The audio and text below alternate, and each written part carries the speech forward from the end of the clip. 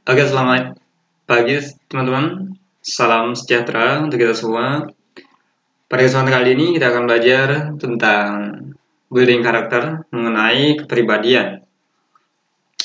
Ini adalah tugasnya Human Resource Department atau HRD atau personalia yang akan belajar tentang ini, yang akan menerapkan ilmunya, karena dia akan bertugas merekrutmen atau mencari pegawai ya sesuai dengan bidangnya ya. Oke, langsung aja.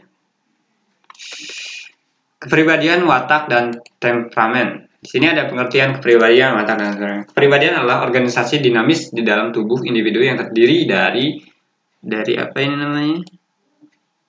Terdiri dari sistem-sistem psikofik yang menentukan tingkah laku dan pikiran dalam menyesuaikan diri dengan lingkungannya. Ya, itu kepribadian ya. Misal ada seorang yang memiliki kepribadian pendiam, ya. Nah, tentunya dia akan menyesuaikan dengan lingkungannya tersebut. Ada juga orang yang periang, ya. Nah, kita langsung bahas ke sini. Dari sini semuanya kita akan bahas ke sini. Watak adalah keadaan psikologis yang dibawa sejak lahir. Nah, watak itu adalah suatu tingkah laku atau karakteristik dari bawaan lahir, dari ketika dia lahir, sebenarnya kayak gitu. Dari lahir ya, susunan syarafnya. Lahir itu susunan syarafnya. Misal ada wataknya keras ya, wataknya lembut, pemarah gitu ya. Itu diakibatkan dari sejak lahir dia diajari atau jangan pernah bertingkah laku dengan orang tua kalian dengan menggunakan bahasa kasar atau bahasa-bahasa yang kurang baik ketika di depan anak, istilahnya seperti itu. Ketika zaman dulu pernah diperintahkan seperti itu. Kenapa? Karena ketika anak itu cepat menangkapnya, psikologinya cepat ya. Ketika orang tuanya bilang A, B, C, D dengan bentak-bentak dan bisa bilang hewan ya atau bilang apa, maka si anak itu akan mudah menyerap di susunan sarafnya, dan watak itu akan menimbulkan suatu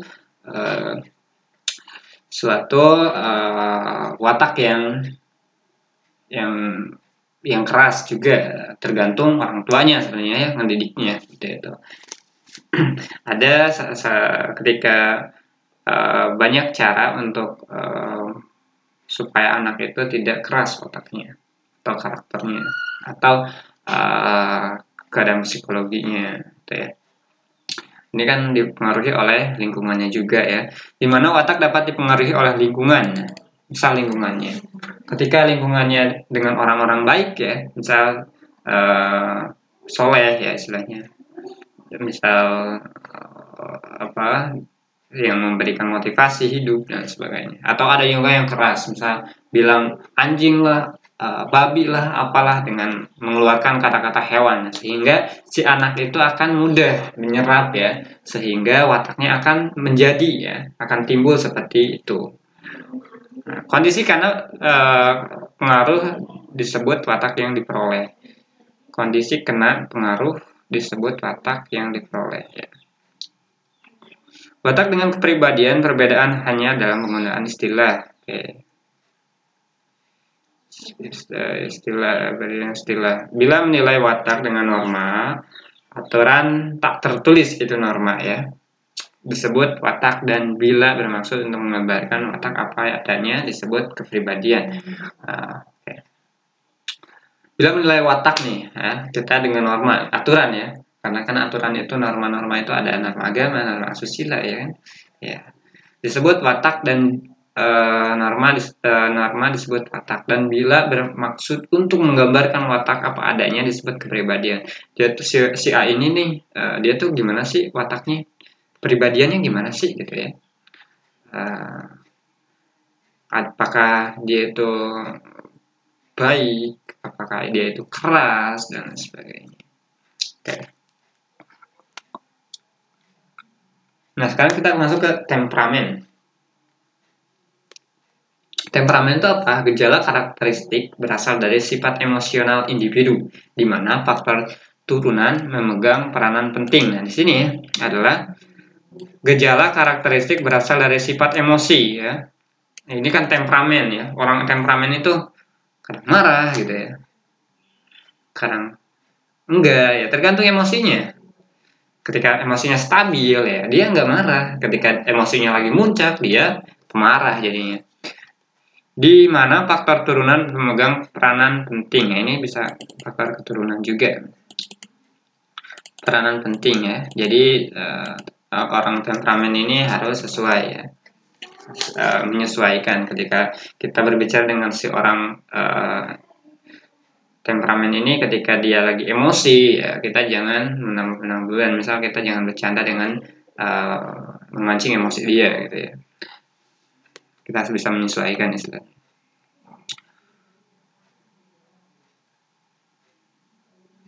Hubungan kepribadian watak dan temperamen, ketiga-tiganya berkaitan satu sama lain, menyangkut diri seseorang ya. Menilai atas kepribadian seseorang, arahnya kepada dirinya yang sudah. Langsung kita akan belajar kepribadiannya. Sini aja ya. Ini langsung aja untuk HRD ya. Pastinya kita ketika kita menjadi HRD, kita harus bisa menyesuaikan orang ya. Sanguine. Di sini ada personality plus ya. Ini orang plusnya, baiknya, ini minusnya teman-teman ya, yang di bulat ini. Misal di sini ada sanguine. Sanguine itu orang yang apa ya istilahnya, sabar, santai gitu ya. Pernah nulis di sini.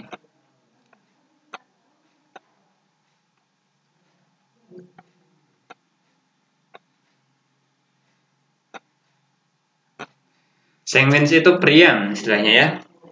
Banyak omong dia tuh ya, berbicaranya itu. Tapi dia pemikir ya.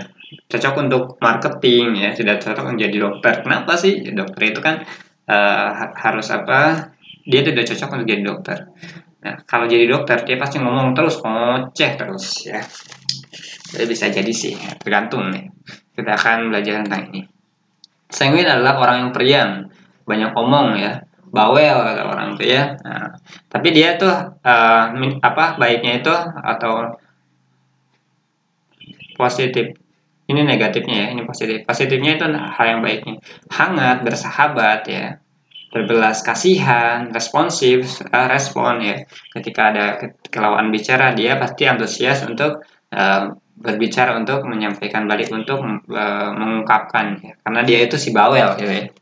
Si bawel lah awalnya, si bawel, terus mikir juga, bukan hanya bawel tapi mikir ya tuh. Si sanguine ini dia mikir tapi bawel juga gitu. Antusias, ramah ya, tentunya ramah. Ketika orang yang suka berbicara ya pastinya ramah. Kalau enggak ya ada faktor dua, entah itu orang yang pendiam ketika enggak ramah, atau orangnya yang tidak sanguine ya, atau tidak periang, tidak tidak tidak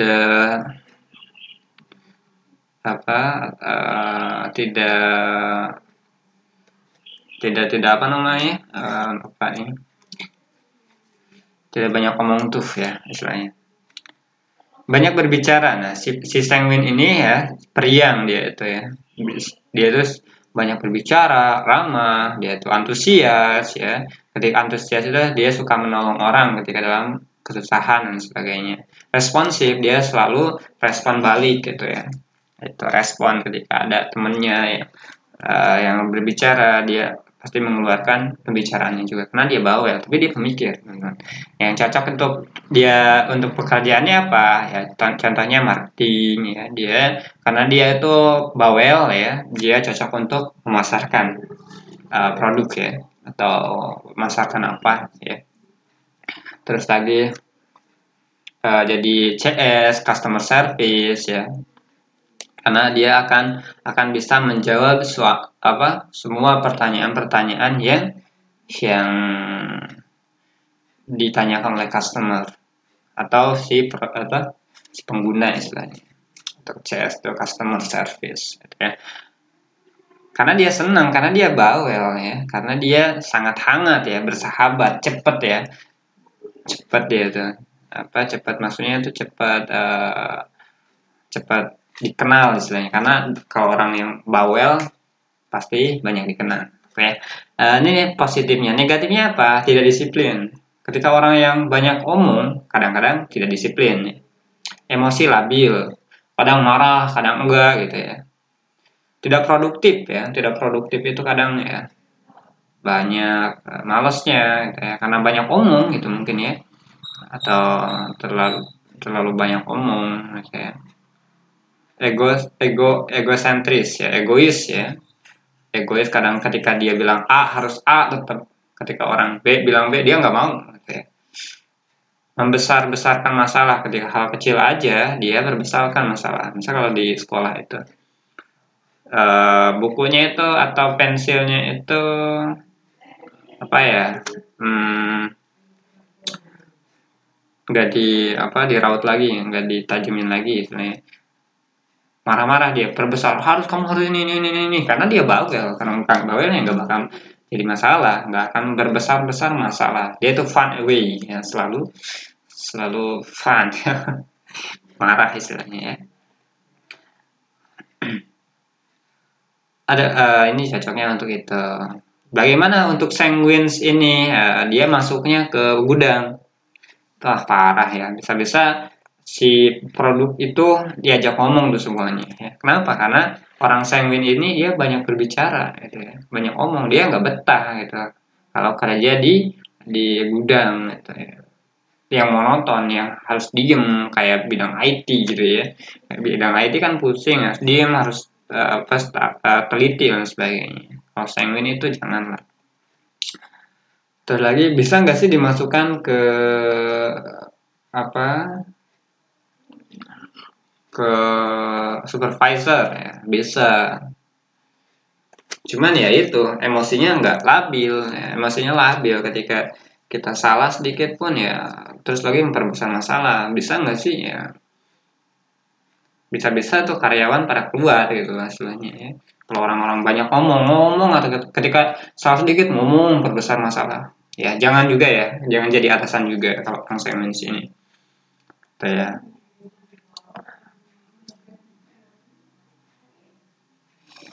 Nah, karena waktunya udah lumayan lama, saya akan selanjutkan di episode selanjutnya.